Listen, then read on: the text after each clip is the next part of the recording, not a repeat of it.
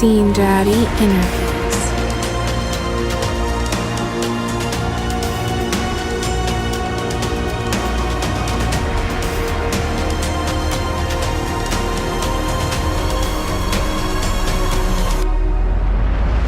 All right, everyone, and welcome to the first Scene Daddy interview. I am really excited. My name is Ian, and I am here right now on the phone with Garrett Russell of Silent Planet.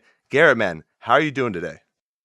I'm doing really well. I am currently back in California, not on tour, and just doing various errands. I guess in a business sense, I'm kind of the band dad, so I'm doing those band dad interviews. And now I'm on Scene Daddy podcast, which is also a very dad thing to be doing. That is right. Yeah, I actually should have made that connection based on how many times I have seen you call people dad on Twitter, and then people call you dad as well. Yeah, dad is like a way of life for Silent Planet. We just kind of, and it's weird because I've seen some people think it's like sexual, and like, no, like No. we're not. We're just saying, hey, dad, and anyone can be a dad. Doesn't really matter what gender you are or whatever. We kind of call everyone dad. Right. It's kind of like the new dude, but it's a little more fatherly.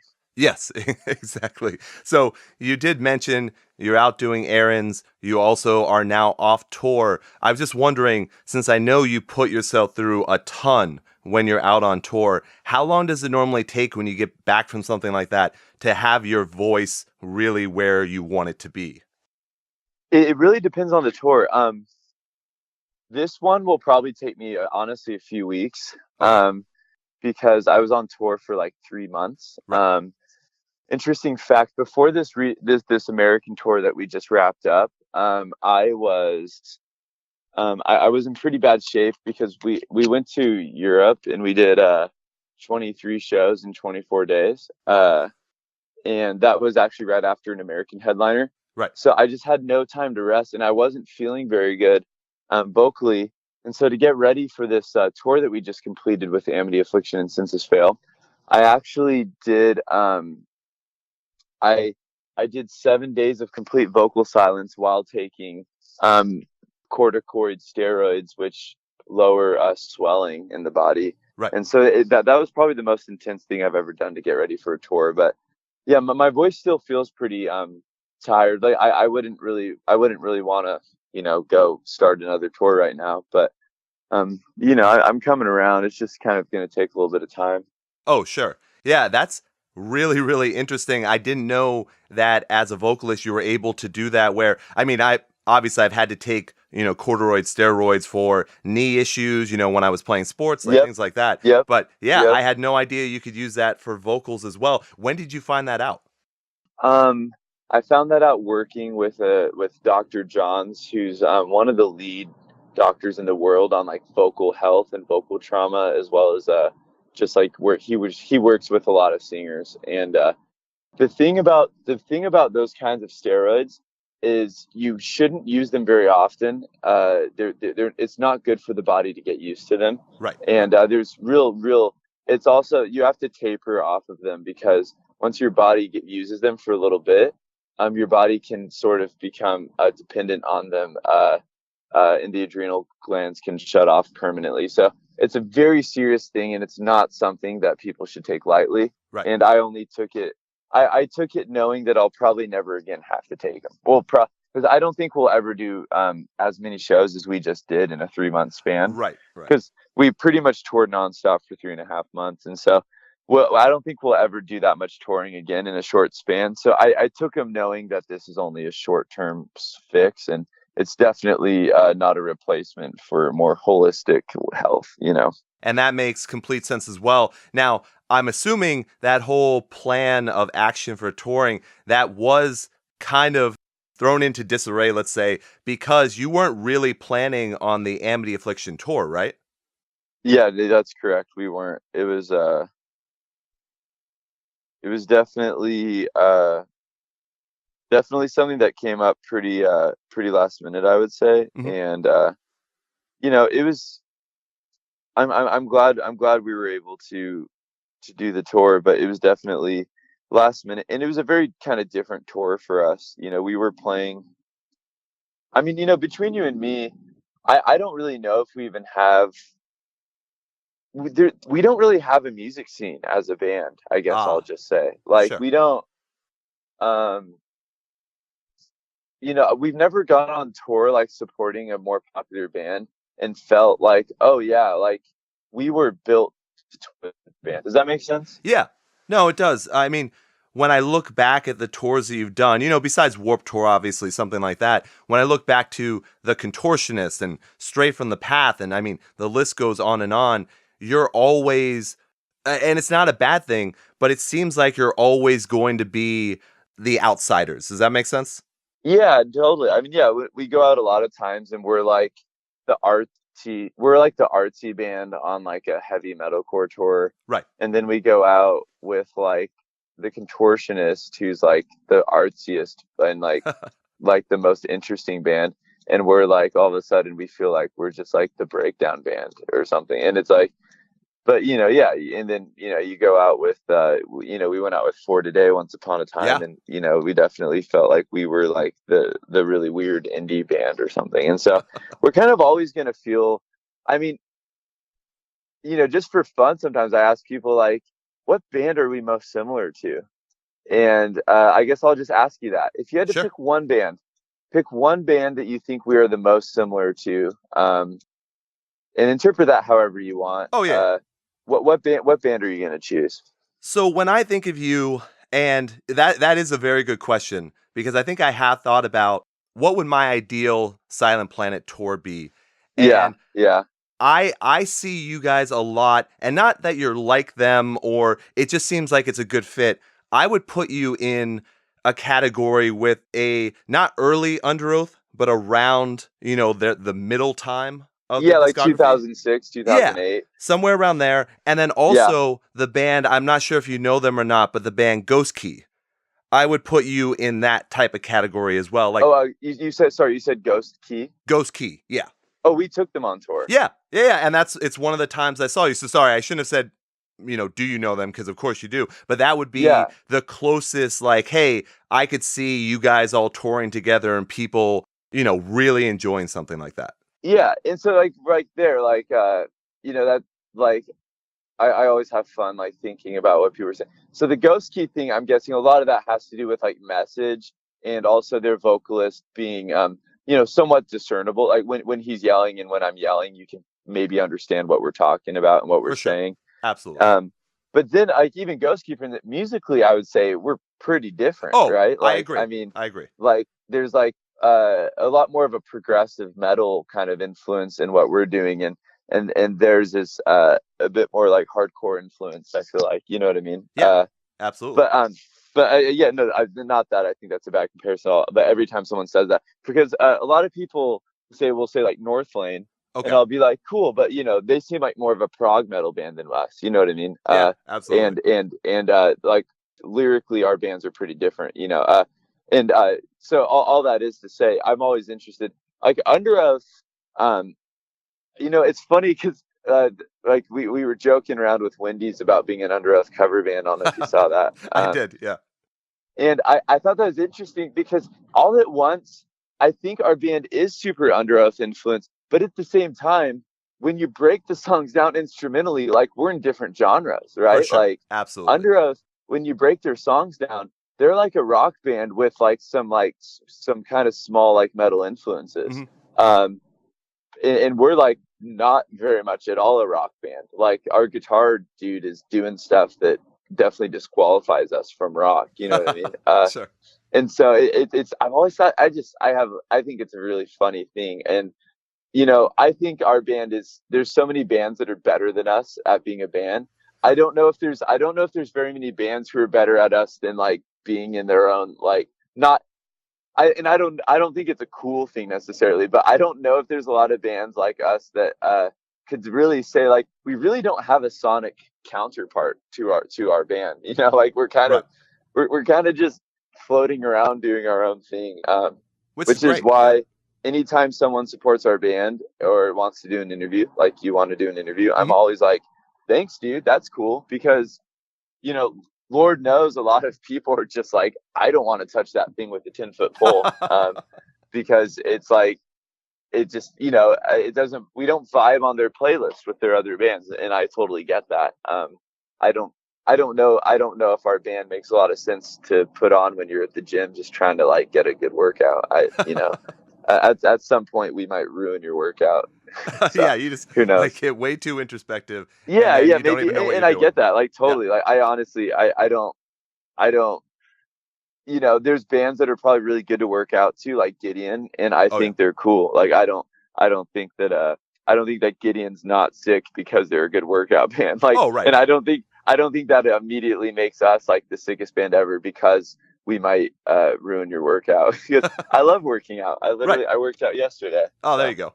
Yeah. No, I totally. So, by the way, before we move on from this, a band actually did come to my mind. What about Oh Sleeper? yeah, I would say they are probably I would say either them or Architects probably make the most Ah, sense. sure. I would probably say Oh Sleeper. You know, I got to know their vocalist, Micah, in 2016. We played a couple farewell shows with For Today, and Right. I got talking to Micah, and it turns out that we have the same influence. Both of us have an extreme admiration for the work and the lyrics of Aaron Weiss from Me Without You, Ah, and yeah. Right. we connected on that heavily. Hmm. And then I remember sometime later I listened to some O Sleeper, and I was like, yep, I see it. I really do see it.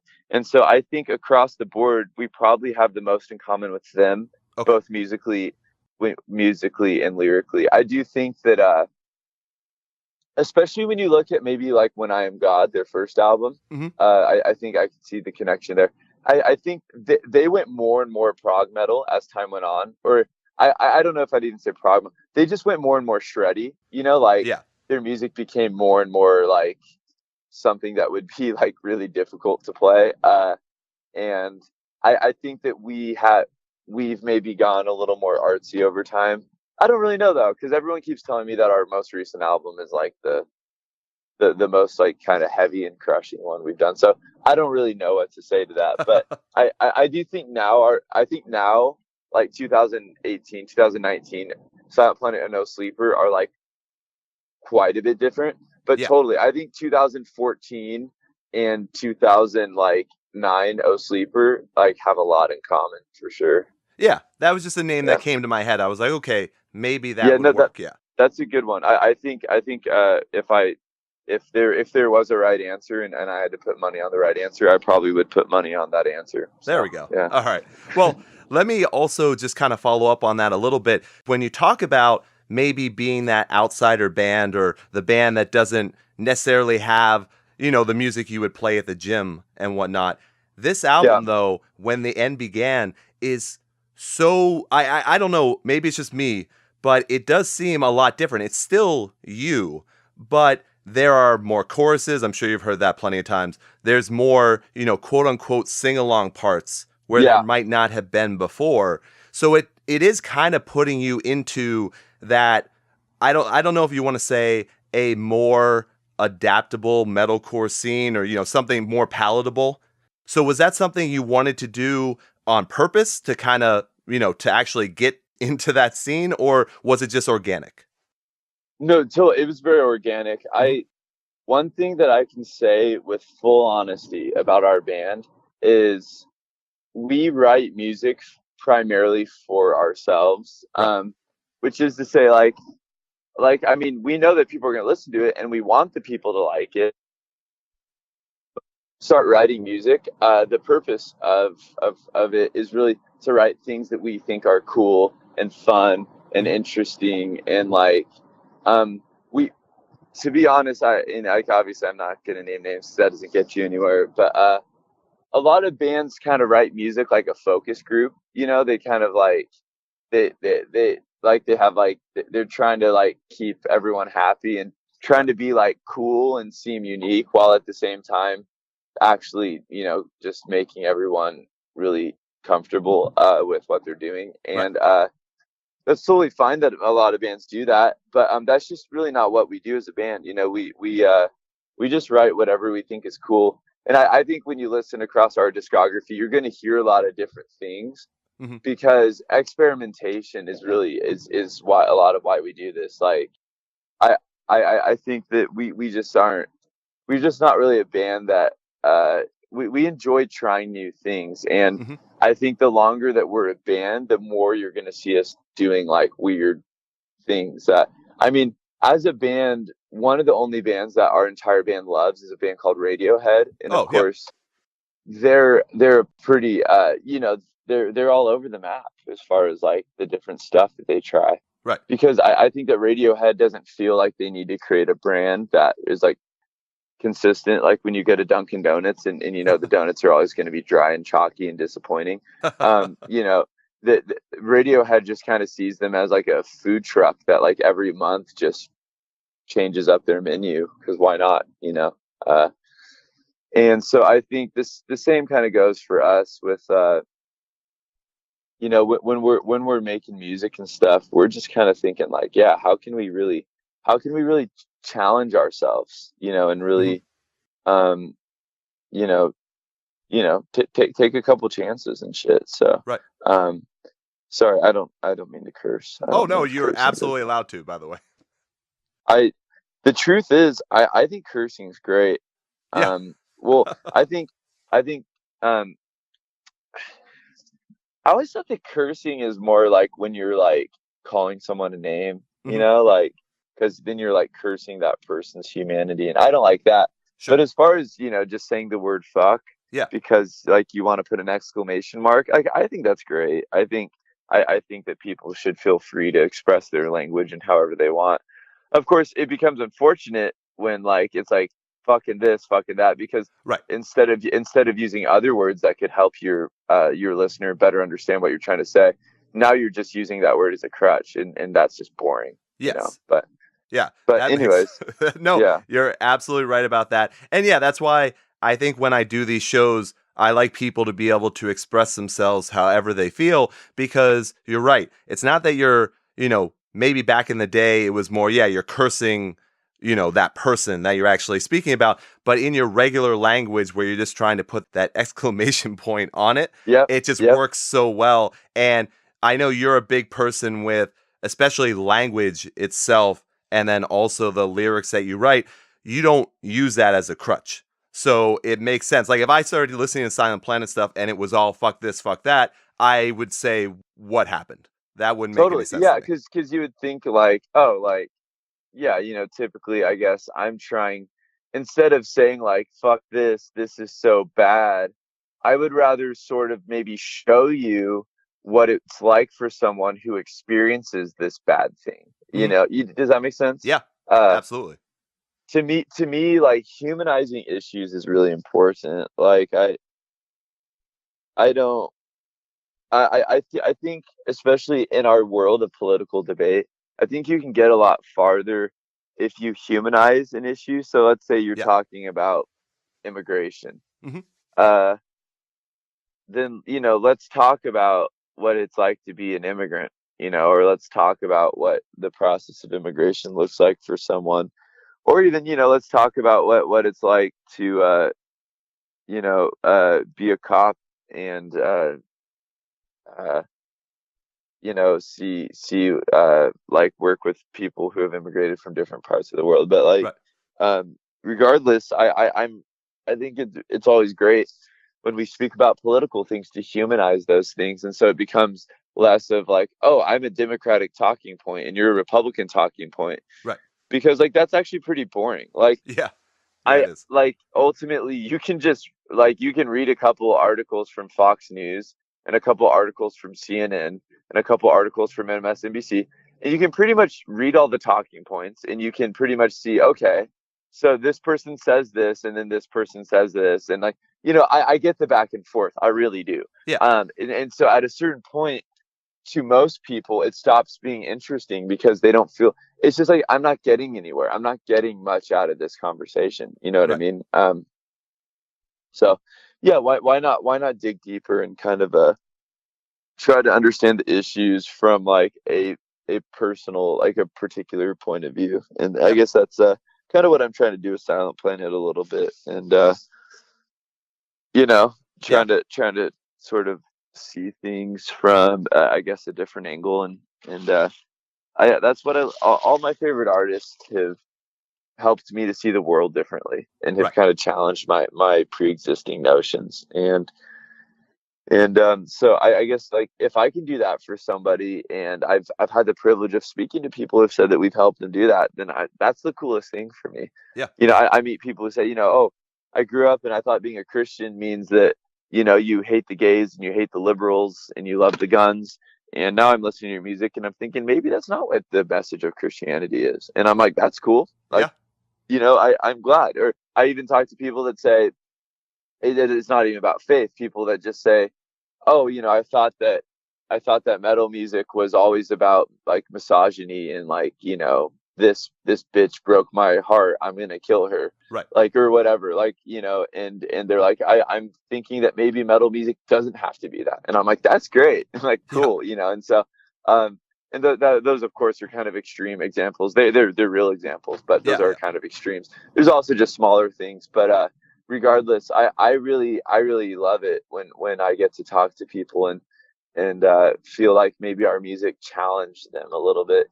And I also congratulate them that they're mature enough to be challenged, Right. because Yeah. Lord knows so many people are just like, that sounds a little liberal. Like, Yeah. delete, I'm going to burn it. Like, or even liberal people like, oh, like that, that guy tweeted that he doesn't support Planned Parenthood, I'm canceling him. His band's canceled. I'll never again listen to them. Like, Yep. Yep. or whatever. You know what I mean? Like, Oh yeah.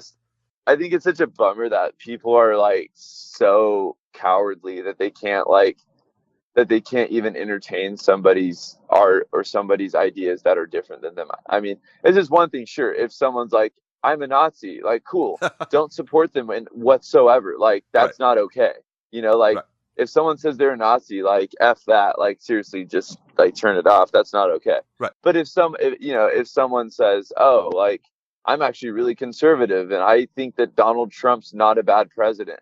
Yeah, I disagree with them, but no, I don't think that they're awful and I can't support their music because my friend Corey Brandon from Norma Jean is pretty conservative politically. Right. Yep. And I also love his band. Like, I adore Norma Jean. I think they're one of the amazing. best bands I've heard in a long time. And I think they're one of the only cool heavy bands that exist, to be honest, which sounds kind of elitist, but honestly, they're one of the only heavy bands that I've heard in the recent history that's actually like really stuck out to me as a creative band. You know what I mean? So yeah. Wow. All right. Well, so there's a lot to go off of. Obviously, when we talked before, and I think we talked on another show, I think this was right before the presidential election. So we had talked about like... Was it? Yeah, I think we talked... It was like it was after you were done with the tour. Were you surprised by the results? I was surprised. I was not surprised. I wasn't surprised at all. I think the tough part for me that I had with it was when we talked originally, you and I were both against both candidates, and I think talked more about third party, if anything, at that time. Yeah. What ended up happening? By the way, oh yeah, go ahead. For the record, I voted third party, and I'm being told by all my liberal friends that I'm the worst person ever for doing that. Yeah, right. Because it's the same manipulation that we probably talked about, where people said, if you vote third party, you're voting for Trump. But then the Trump people say, if you vote for the third party, you're voting for Clinton. Right. And I'm like, no, you dumbasses. If I vote third party, I'm literally voting third party. Yeah. Like, you cannot convince me that I'm doing something that I'm not doing. Right. You can't convince me that if I'm grocery shopping at Vons, that I'm actually shopping at Walmart. Like you can't. That's literally that's very illogical. And like, I understand how they've come to that conclusion, but that's still a faulty conclusion, and like, I'm not buying it for a second. Right. And that's honestly, it sounds dramatic, but that's the nature of fascism, dude. I mean, sure. people want other people to have less freedoms and less options and want to discipline people for challenging the status quo. Right. And of course, I see a lot of fascism in Donald Trump. Oh yeah. But that doesn't. I mean, I really don't think that guy has any respect for like the natural form of government that we've created. Oh no respect whatsoever. No. But with the same brush, I'm also aware that Obama also used a lot of executive orders to get his way because he didn't have patience for how the government works. Right. I just think this particular guy does it while name calling, which makes things kind of even uglier. But regardless of that whole thing, we talk third party probably, and that's awesome because I'm very passionate about deconstructing the two-party system. That brings us to this place that we're at. Right. Yeah, and now I also voted third party. After our conversation, I like to do research and I like to know all the different, which I know you do as well. Know everything about every side you can possibly know about. Yeah. And you live in California. I live in Massachusetts. So even if someone believed for sure that by voting for third party, you were hurting whatever candidate in both of our states, it didn't matter because they were definitely both going Democratic anyways. Yeah, that's very true. Yeah, you definitely, well, that's another thing too. I think, I actually also feel passionate about this. I don't know if we talked about it. I think that the electoral college is bullshit. Yes, I totally agree. Because the argument in favor of the electoral college, and it typically comes from Republicans because it's put them in office a couple times. Yeah. But my problem is not with Republicans. I mean, obviously, I can't convince most. There's literally like whole Facebook groups that like literally like talk shit on me like every day. Like that, I'm not gonna call them out by name because actually, interesting story. They like follow my interviews and then they like. I guess I made a joke about them and they didn't like the joke, so they kicked me out of the group, which is funny because now people like screenshot it and they're like, look, they're talking about how you're like a liberal pussy. I'm like, cool. Well, first of all, like they can call me liberal, and second of all, like the word pussy is fine. I don't care. Yeah. Anyways, all that to say, people won't believe me when I say this, but it's not because I don't like Republicans. Mm-hmm. And I don't want Republicans to win. I mean, yes, I don't like a lot of the current Republicans, right. But I'm not a Democrat. I've literally never been a Democrat. And, exactly. Right. My issue with the electoral college is when you think about it, dude, it's kind of crazy. Like you are telling me that you are, like with the electoral college, you're telling me that the reason why we keep this whole system of electoral college going is because you're saying typically people say the West Coast and the East Coast are going to dominate the middle of America because they have more people living per square mile. But my whole thing is like I've never once like been told like when I'm applying for housing, oh, to live here, you need to be a voting Democrat. Like nothing about living in California forces you to be a Democrat. Right. I've seen ads for, I saw ads for Donald Trump living in California. So you can't tell me that like we're brainwashed on the coast or whatever. And like, it's not as much as a lot of the whole don't tread on me people have tried to inflame tensions between like the coasts and the middle of America. Like people are not that different, from state to state. So it's so silly to be like, you're dominating. It's like, no, California would have a bigger sway on the election because there's more people living in it. But like, don't we all have individual rights as humans? Like, like, are we going to make Californians like less of people because they choose to live in a state where they're closer to people? Like, that's just all so crazy to me. Like, why isn't it just one person, one vote? I really don't understand that. Well, look, I don't understand it, but I think the cynical view of that is that people are dumb and can't be trusted to do a one vote, one person. And that's a very cynical way to look at it, but I think a lot of people, I think that's why the government did it originally, was because they didn't trust. That. You know what I mean? I think on the flip side, because my view of things though is, so sure, people people can't be trusted. So, but my thing is, well, now we're just trusting people that live in 6 states. We're just trusting them more than everyone Yeah. else. No, it's so weird, right? So Yeah. instead of like, I guess, giving the same trust to every American, you're giving a lot of trust to people that live in Wisconsin. Yeah. Yes. Or you're saying like people that Florida live and in yeah. Ohio Yep. are really important. Right. like those people need to be better at making decisions than me. Yeah. It's so strange. But yeah, I had to go into that a little bit Yeah. because No, totally. I didn't think your opinions really changed on that much. But here's not a philosophical question, but I do have something to work off of here as well. But I did want to ask. So we know, like, not everyone knows, I guess, but I would say for sure Donald Trump is not the president that I would want, nor would I think he's doing a good job right now. So if you could go back in time to the election and make it so that Hillary won, do you think things would definitely be better? Yeah. I think if that was to have happened, I'm inclined. Sorry, 1 second. Oh yeah. Okay, sorry. I need to grab something. I think if Hillary Clinton was the president, that I do think that things would have probably worked a little bit better. I would say one, we wouldn't have had the government shut down where people weren't getting paid.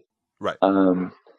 And I think that there's more constructive things for the national discourse than building a wall that seizes private property from Americans, which I don't agree with, as kind of more of somebody who likes liberties. Yeah, right. And but yeah, and I didn't vote for Clinton. But yeah, I think that I think that things would be better. I think that we would have stronger relationships with our allies around the world. Sure. She doesn't seem to be someone who would be praising thank you, praising like evil dictators. And I think that that there would have been probably less racial tensions in America. Okay. All right. Yeah, so I'm inclined to think that would have been a better thing to happen than him. And I guess it's worth saying too. I actually don't think he took the job fundamentally understanding like what the job entails. Oh no, definitely not. And from what I can tell, I don't actually think he has a very strong work ethic, and he's obviously cost American taxpayers a lot of money by not living with his family, which is kind of strange, I guess, by standards of president. Sure. And by his because he's kind of in Florida, at his golf resort. More often than anyone I've ever seen before, and Obama obviously golfed a little bit too much for me probably, but he's kind of put him to shame as far as his frequency. So that makes sense. I think with Clinton you saw someone who was not incredibly honest, but also I think she was qualified for the job. I think she understood what the job entailed. Of course, because she was the third most powerful person in the world for quite a while. And so I think she kind of would have known what would have, and I think the Clintons are kind of a pragmatist family. I'm inclined to actually think Bill Clinton was a pretty great president. He was able to reach across the aisle and get a lot done with Republicans. Sure. Yeah. A lot of people, would say that he was the great compromiser. And so, of course, in an age of Trump and Bernie Sanders, someone like Hillary Clinton is not going to be a popular person because she's not an extremist. Right. She's definitely pretty centrist, and the thing that scared me about her is she's not afraid of war. Right. Yeah, that's for sure. She's a war hawk, and that definitely scared me about her. And one thing that I like about someone like Bernie Sanders quite a bit is his speech after 9/11, when he basically said, hey, if we go into Iraq, we're going to create a power vacuum, and then Islamic extremists are going to take over, and then we're going to have a crisis. That's And what happened. Yeah. he actually he predicted 15 years of foreign policy in a way that's almost creepy. Yeah. No, it's very true. I mean, I remember watching that video and saying, I wonder if this qualifies that guy for the presidency alone. Like, because he just told me what's going to happen. Like, you know, Yeah. if I talk to somebody who tells me everything that's about to happen, I'm inclined to like really take that person seriously. You know Sure. what I mean? Yeah. No, well, look, maybe the Democrats won't screw him this time and he'll actually get on the ticket. Yeah, he's I think he's probably the front runner, right, for the Democrats. And what's going to happen, of course, is sometimes being the front runner early on is not a good thing because you have to stand up to all this scrutiny and so we'll see. Well, I don't know if it's a good thing, but I do think, as he announced the other day, he's now the front runner. Yeah, no, it's very true. So we'll see. Yeah, my whole thing is I just don't like the extremes in either way. It's like what you said, being a centrist, being a moderate. I like someone who's able to look at both sides. You know, if you're saying both sides are one's Democrat, one's Republican, if you're looking, I want someone who can look at both sides of the issues that way. And we don't seem to do that as a country. We go one way 8 years, the other way the next 8 years. And it's just kind of the pendulum was swinging wider and wider, you know, and that's one of the crazy things is like almost every like liberal person that I know now believes that you should take money away from white people and give it to black people. Yep. And to say that you disagree with that for a lot of those people would be to say that you are a racist person who hates black people. You're canceled. And that's a little scary to me. Yeah. That's the level of discourse that we're at.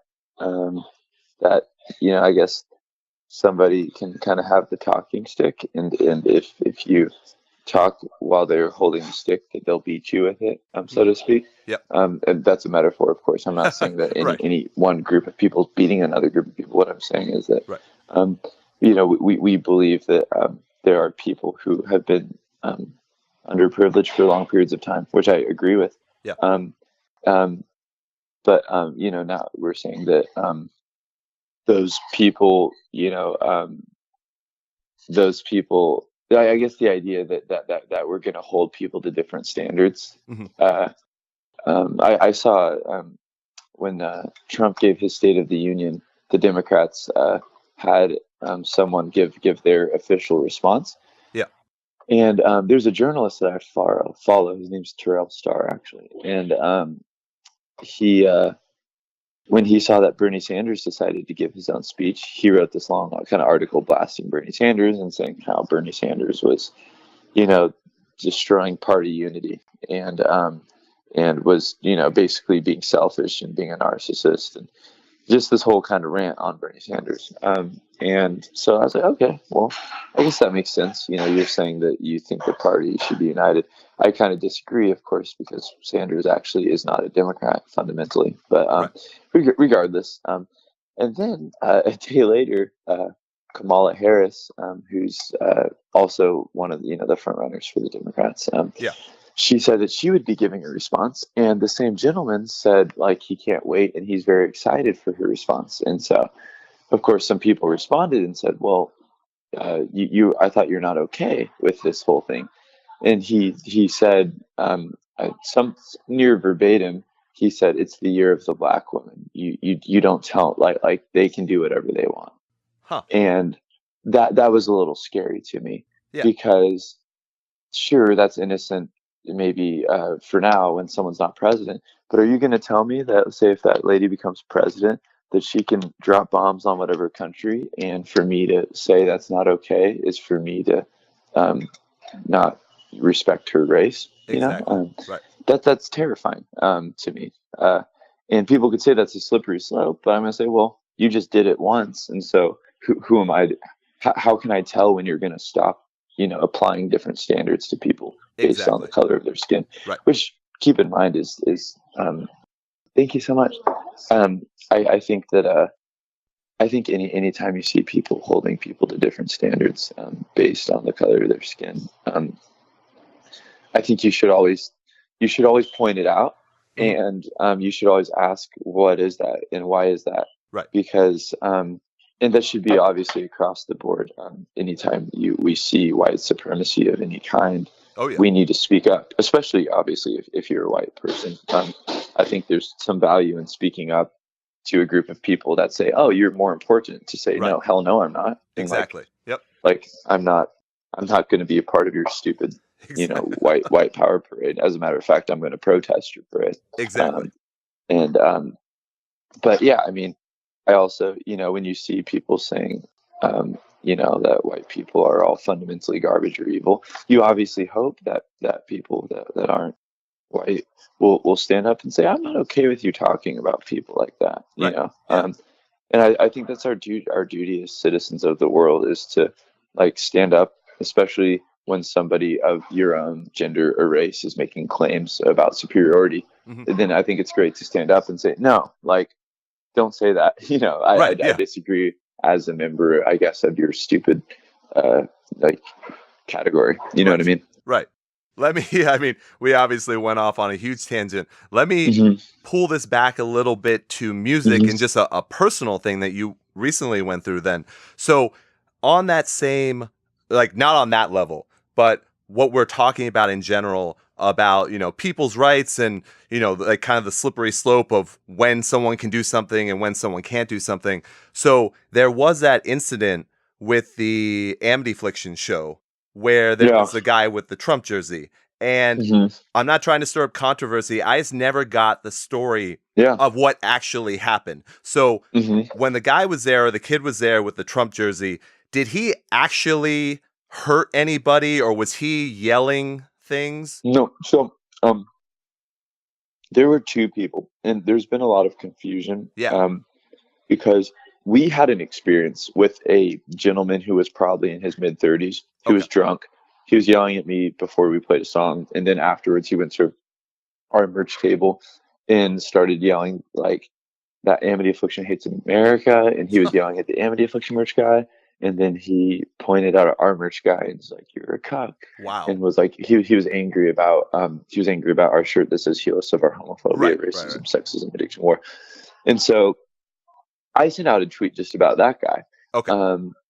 And that Trump supporter gentleman, but the main thing that happened was the singer of Amity Affliction noticed that someone was wearing a Trump jersey, and basically gave his thoughts about that. Right. He was calm. He didn't call the guy names. He Right. obviously didn't incite violence. He wasn't even like pointing at the guy the whole time. I think at some point he may have pointed him out, but as far as, I mean, I was watching the speech and it did seem like, there wasn't like a circle around the guy. It Right, was just okay. but he talked for a while. And so it turns out that person was 17 years old. And it's kind of funny because obviously what started getting spread around on Twitter is that he was like attacking a child. Because, just the weird thing of like, oh, he's a child, and 5 months later he's a man kind Well, of thing. right. Yeah. Right. So I think, to the defense of the singer of the Amity Affliction, he did not see it as a child, aka that was not an 11-year-old he was talking to. Right. Sure. Yeah. When you're 500 feet away from someone and you're on stage, you really can't tell the difference between a 16 and a 19-year-old. Yeah. Right. And so I don't think he was attacking a child. No, I think that's hyperbole that they were kind of spreading. Well, and the kid even made it, that kept kind of spreading the notion that he was being bullied and he's just a poor kid being bullied. I think that's silly. Yeah. That being said, I would have done things different than Joel, and I don't agree with everything that Joel said in his speech. But I also I don't think that Joel was out of line, and I think Joel's free to say whatever he wants on stage. Exactly. Yeah. One of my favorite things about the whole thing is all these like very, these bot accounts. And when I say bot, I don't just mean they're robots. I just mean they're like anonymous accounts that have like pictures of a 55-year-old lady named Deborah, but Yeah. they're online saying like you're a cuckhole, whatever. You're like using all this like codified language that Yeah, like 55-year-old women don't know. exactly. And it's always so funny because they're like, yeah, I'm a Barbara for America. And then they're just like talking, like they're using like internet, like video game speak. And you're like, you're Right. definitely not who you say you are. But anyways, all these people were like, like, all these people were like, I'm deleting the Amity Affliction from my library and like making videos and all this stuff of like them like deleting Amity Affliction. And I'm like, I know that you bought that song Yeah. just so that you could delete it from your library, which is hilarious to me. And it Because helps them the out. truth is, Yeah. there are, I mean, yes, there are conservative Amity Affliction fans, Yeah. but there are probably there can't be more than 20 in the world Amity Affliction fans, and they're a huge band, they're a Oh, they're massive huge. band, Yeah. but there can't be more than 20 people in the world that are diehard, like literally they wear Donald Trump stuff everywhere they go, and they love the Amity Affliction. Yeah. Like No. that is not a thing. So it's Yeah. so funny to see so many people be like, "Good luck ever getting like ever having a good show again." And I'm like, you realize that 90% of people don't even know what's going on, and the other like 8% agree with him, and then 1% disagree with him, but they don't really care. Right. Like Yeah. it's so funny when it's like all those people that said they're going to boycott Keurig or boycott Nikes, and so they Right. go buy a Keurig just to go smash it, and Idiotic. Yeah. it's like, wow, you are definitely, you just need to turn off the Fox News and read a book, dude. Like That's very true. it's pretty funny. So anyways, yeah, that happened, and that Yeah. was kind of pretty funny. No, and that's why I like hearing from the person who is actually there and not the randomness of Twitter and all that kind of stuff. So that makes sense. Like, honestly, I think even for quote unquote news sources in the scene couldn't even make the distinction that there were two people. Because just talking to you right now, I almost guarantee you every person who listens to this is going to be like, I had no idea that there were two people there that night. Well, the funny thing is, because I put out a tweet about the guy who caused a huge scene, Right. and the kid, the kid with the Trump jersey, who's very active on Twitter, commented and or like retweeted and said, "This is an absolute lie. This guy is trying to defame me." And so I responded. I said, "This was a different person because this was a man in his 30s." And the kid just wouldn't believe me. He was like, sure, whatever. And like, it's like, yeah, I mean, because you want me to be this like sick, evil, lying, whatever liberal person that you think I am. But like, I'm not going to make up a story. Like I have literally nothing to gain from saying like, oh, this happened and it was funny. Like, I even said, I was like, I mean, like, if you guys are dying for answers, maybe you can obtain the security footage from that night and like see it. Like, I don't really know, and I really don't care. Like, you can obviously call me a liar, and I have like, 3 random alt-right people probably in my DMs for the next day or two saying that they're going to murder me, and it's like, well, okay, sure, whatever. Yeah. I mean, I've gotten the literally, same thing. Yeah.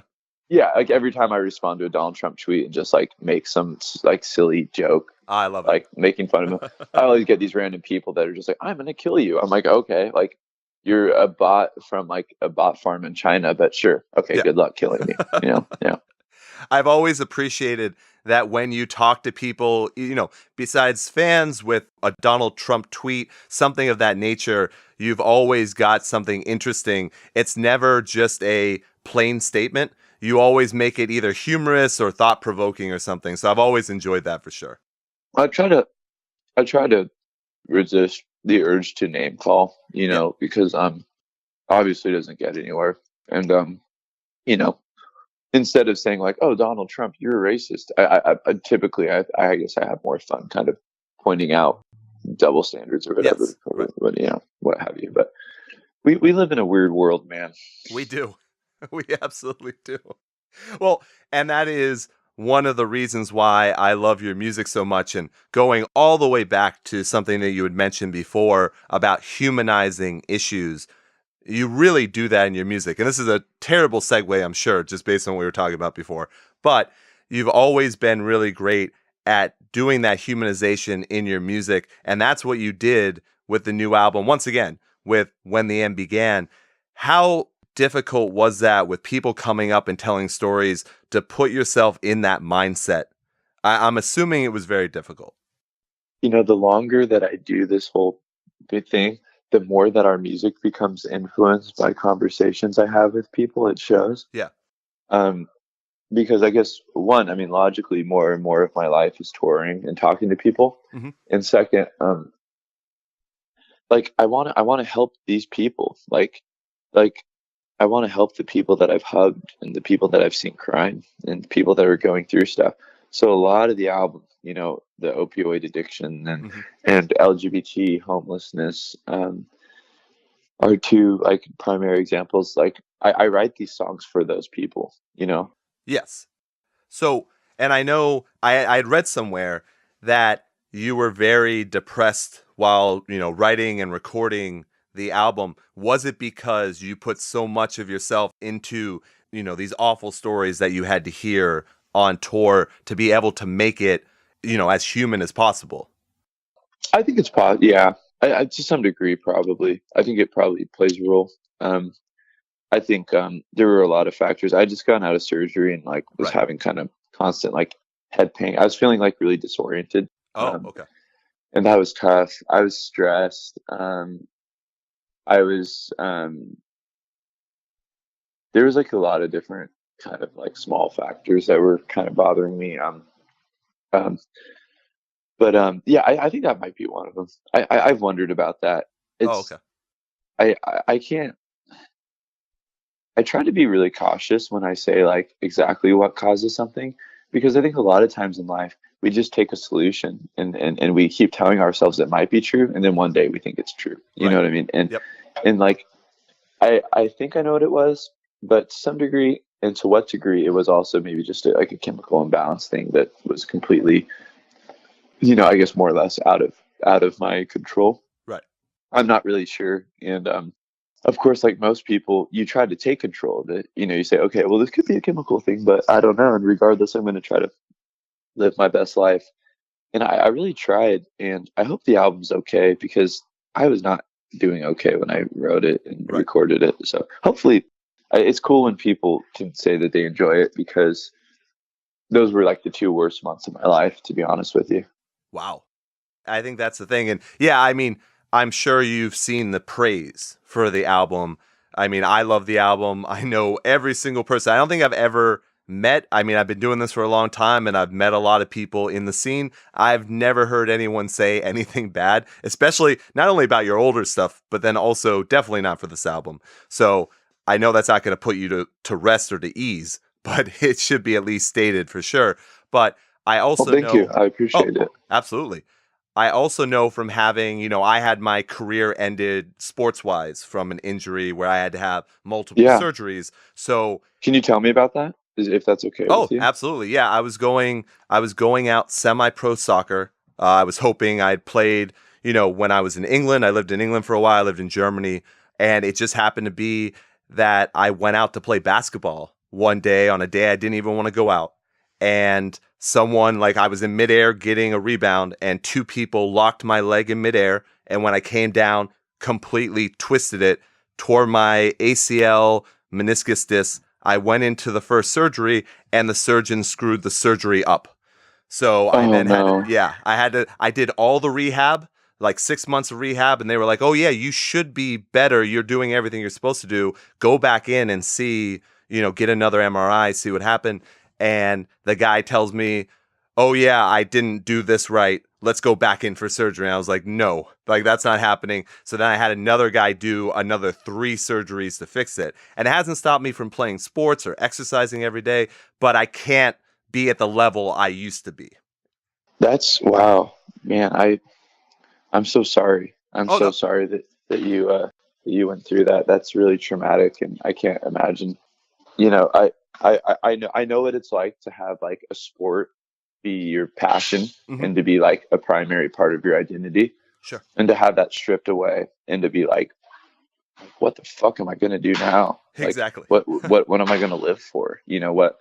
Because that's what drove you, and that's you ate it and you slept it and you studied it, and all of a sudden to have it taken away by something so minutia just feels so fucked up. You know what I mean? And I know that feeling, and I'm really sorry you went through that. Oh no, I appreciate that. And obviously there are people that have had way worse. One of the nice things about my life was even though it was my whole life, I also had music that got me through. I also, I'm a chemical engineer, so that was my side. Cool. Yeah. That worked for me. But I guess that would be my question to you as well, is especially for me, and I would assume it might be similar for you, but not being able to hear music, losing the ability to hear, to me would be absolutely devastating. And I know you had mentioned that you were kind of losing that for a little while, and that's why you had the surgery. How worried were you that that was going to completely change everything? Yeah, it was getting worse and worse as far as I remember playing a show in San Antonio, I think, with the Devil Wears Prada. Oh, sure. And I really couldn't tell if it was my ear or like the speaker not working. But I just had the whole set, and I was like mad because I thought the equipment wasn't working, but then I was like scared because I thought my ear wasn't working. Right. And I was just like not enjoying what I was doing at all. And I was just like, man, this is awful. And that's definitely I think that was exactly when I called the surgeon back that I'd already talked to and just said like, okay, like please let's do it as soon as you can, Right. And I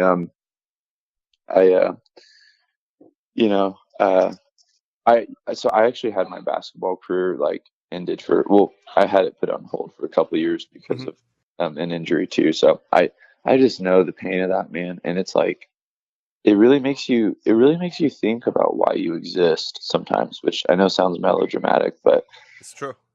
it kind of, I'm sure during this rehab, you probably asked yourself like, what am I besides a good soccer player? You know, what else is there for me? What do I believe in? Right. And it kind of just makes you ask those questions, which, for me really turned me closer to my faith in Jesus. Right. But everyone kind of, I guess, finds different why. Like that why question just becomes really prevalent. Just like, someday my band will be done or will be close to being done, and and I'll probably have to ask another why question. Like, okay, where am I going? I mean, I've contemplated that idea enough to have thought about it, but until it's a reality, I won't have to really swallow the why. You know what I mean? Right. Yeah. I mean, was that, and this might be too, I don't want to get too personal, but did you question why when Spencer decided to leave? Yeah, I did. You're going way back, though. Yeah, wow, sorry. Most people don't know about that. No, man, I mean, even when we talked years ago, I think we might have hit on something for it. But yeah, man, I've been a fan for a long time. So there was a show in January of 2014. Okay. Where not one, not two, but three of the members of our current, it was a 6-piece at the time. Right. 3 of the members of the band said that they didn't want to do it anymore. That's crazy. It was either the first or the second show of that like tour we were doing. And I remember just feeling like devastated, like, oh my gosh, what are we going to do? And, luckily Alex and Thomas said that they wanted to keep doing it. Yep. And Spencer said, I'm down to keep helping you guys write. And I'm still good friends with Garrett and Ryan, who were the other 2 guys who decided not to do it. And, things worked out. But there were so many times that I thought that this whole dream of Silent Planet was going to never come to fruition. And really, no matter how long we last for, like from here on out, I'm thankful that it's even come to where it's at. And whenever it's over at this point, I can come to terms with that, because I feel like I don't think we've achieved everything we can achieve, but I think we were able to get it out there. And man, you have to understand, the road for us to get here was way less likely than almost every other metal band you know of. Like, I would say the only real advantage we had was being from America.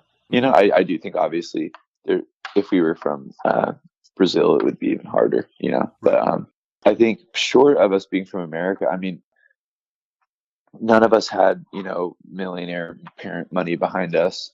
None of us are like sexy model Instagram people. Like, none of us are like covered in tattoos, getting told by a label, oh, like, you're going to be a star. Like, we didn't have anyone believe in us. Like, crazy. I mean, like individual listeners did, but I should say like the people that really hold the keys to the music kingdom, Right. that Yeah, did for sure.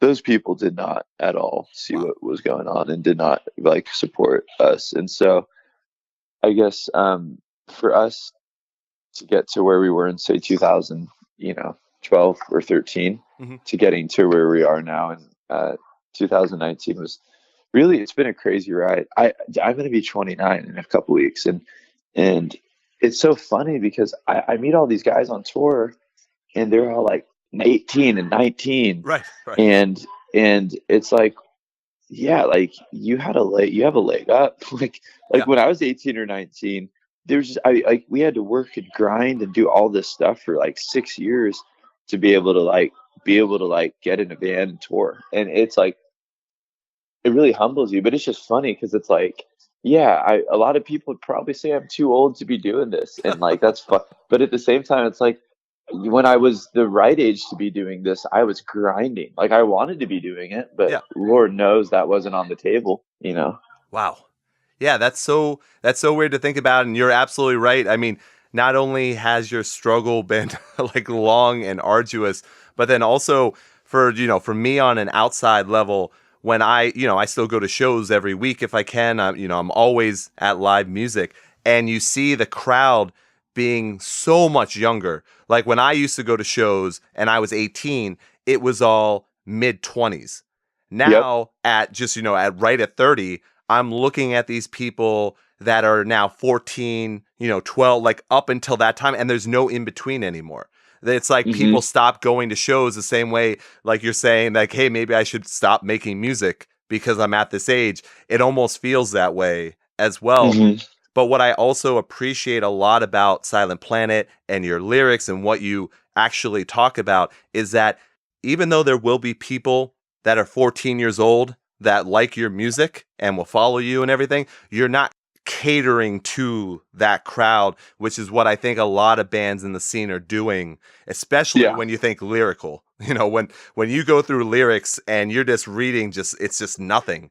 And I won't name bands either, but it's one of those things where you read your lyrics, you look at those annotations, and you're able to see where your inspiration comes from and to know that it's not just for that 14-year-old girl. And that's fine that other people do it, but I appreciate, and I think a lot of people really appreciate that you're writing something, like you're writing about something. Hmm. Well, I appreciate that, and I thank you because I definitely I want to try my best. Actually, yesterday, someone was making fun of me on Twitter for using a thesaurus, and I thought it was funny. I didn't care, but I I I think a lot of our culture is being told that like if you try hard or if you like aspire to do your best, like that's uncool. Like you're lame. You're a try hard. You're a fill in the blank. Yeah, And man, I really detest that right. worldview. I want to encourage people to try. I want to encourage people to. I don't think it's pretentious to say I think I could be better. Yeah, Now it's pretentious to say I'm better than you. There's yeah. nothing you can do I'm the about it. best. Yeah, right. But I don't think it's pretentious to say like I'm going to do my best, and sure, I might even start getting better than other people. But it's not because I was born better. It's not because I was like it's not because there's anything inherently better. I'm just going to work hard. I'm going to Mhm. work harder. I'm going to work the hardest. And to me, that's not pretentious. That's actually hope. Yep. That's the fabric of hope. That's the fabric of believing that no matter what the world throws at you, that you can, to some degree, influence your destiny.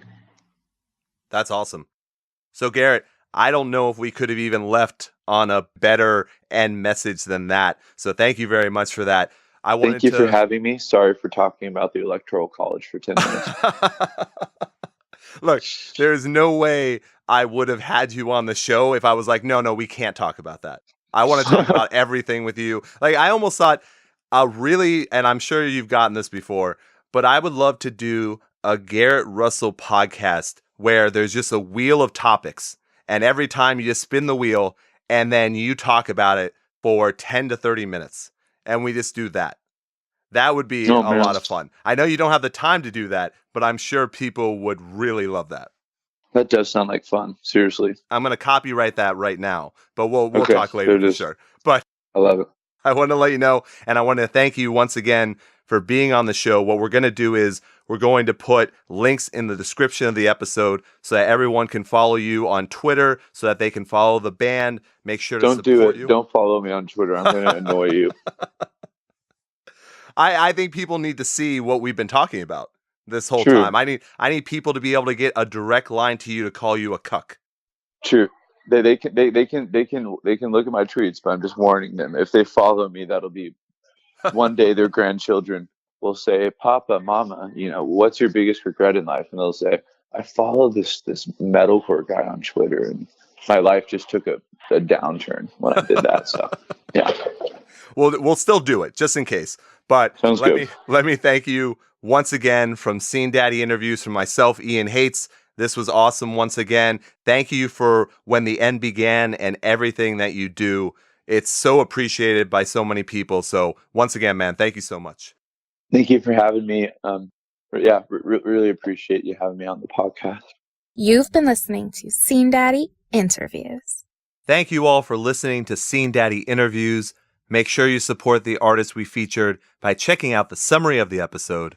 Also, for all your scene news, reviews, and memes, make sure to follow Scene Daddy and Ian Hates on Facebook, Twitter, Instagram, and don't forget to subscribe and rate Scene Daddy Interviews on your favorite podcast listening app for more great artist interviews in the future. Stay seen.